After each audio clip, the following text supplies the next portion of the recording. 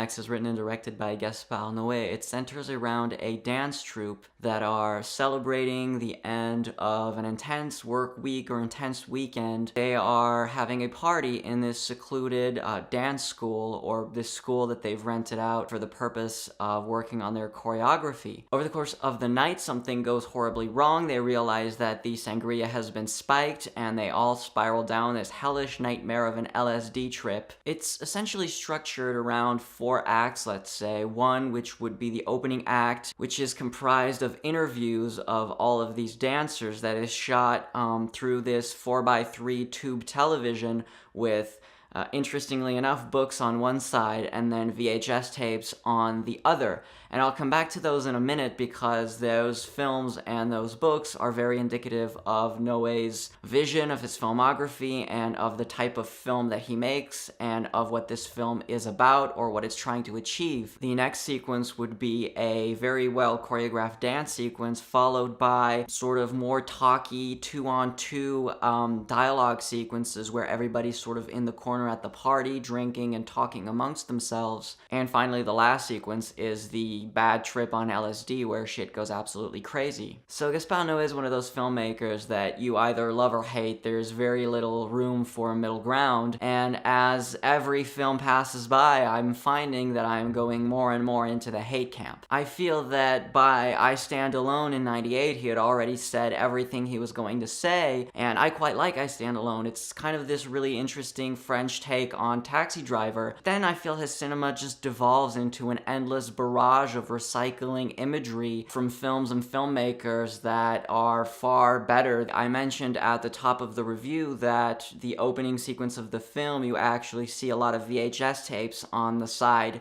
of the television, and that in my opinion, that gives a clear idea of the kind of cinema he's referencing. The 3 that immediately popped out and that stuck because I feel they are very much direct references to this film are Suspiria, Possession, and Salo by Pierpaolo Pasolini. Suspiria would be more a visual reference, especially in the lighting. There is a large part of this film that is directed with very bold primary colors, in particular red and green. And of course, Argento's original Suspiria is absolutely full of those bold primary color choices. When it comes to Possession, first of all, I don't think there's that much of a stretch to see the link between a bad LSD trip and being possessed in sort by a demon, where you don't control your body, you can't control your thoughts.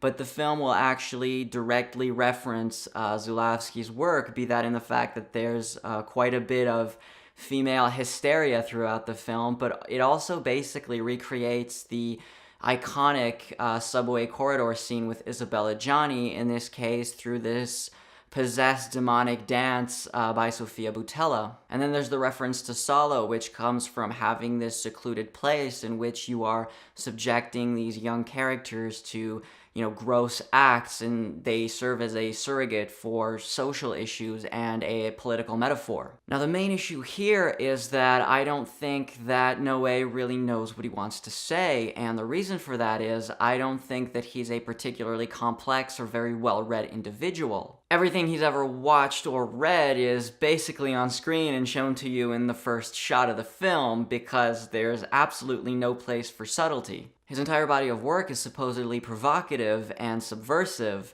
but it's only so through depictions of violence, of sex, of sexual violence, crude dialogue, in this case discussions about licking buttholes and abortions, but that's only really provocative if you're 13 years old. And yet throughout his filmography there is this continuous through line of basically drugs are bad and this very infantile belief in love and true love, which really makes his cinema very unprovocative and actually fairly conservative. His whole shtick is frankly quite juvenile, and it's made even worse in this case by the use of some horrifically cheesy title cards, on which there are these incredibly lame phrases that are written.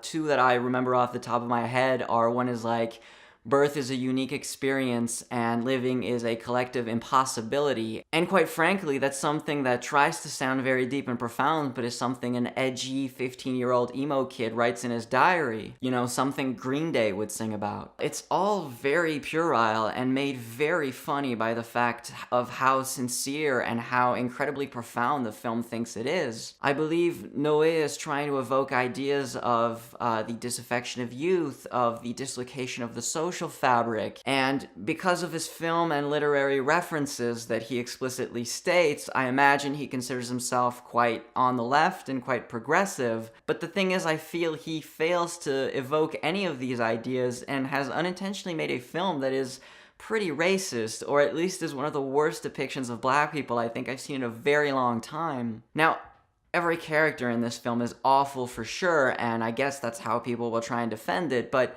black people in particular are, first of all, hypersexualized in, like, that very old-school colonial kind of way. They're also incestuous, and I guess, to be fair on Noé, that's kind of a weird through line that he has throughout his cinema. I really wouldn't want to have a heart-to-heart with this guy. They're extremely violent. I mean, the amount of times that defenseless white people get the shit kicked out of them by very aggressive black people is absolutely crazy, and this whole depiction is extremely animalistic. And if I'd seen it in any other film, I'd say, wow, this is horribly racist, but because I'm convinced Gaspar Noé has the intellectual capacity of a teenager, I'm more just pretty baffled by it and actually found it quite funny. Noé doesn't really know how to create any form of suspense or sense of dread or anxiety. There's a young child thrown in the mix, and because Noé is the master of subversion, you know that things aren't going to end well for that kid. When he does put that child in danger, because it's such an absolute certainty that edgy Noé is going to kill him,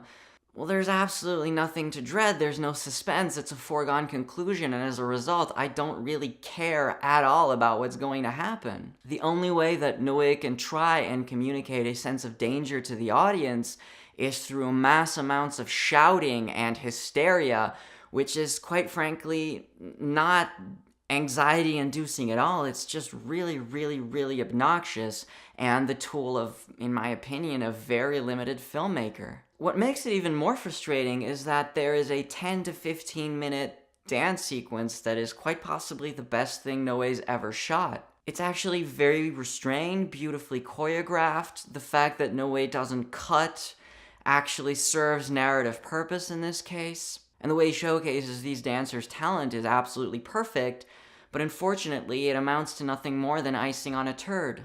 So as always, thanks very much for watching the video. Be sure to hit the like button if you liked the review, and please consider subscribing if you haven't done so. And until next time, see ya.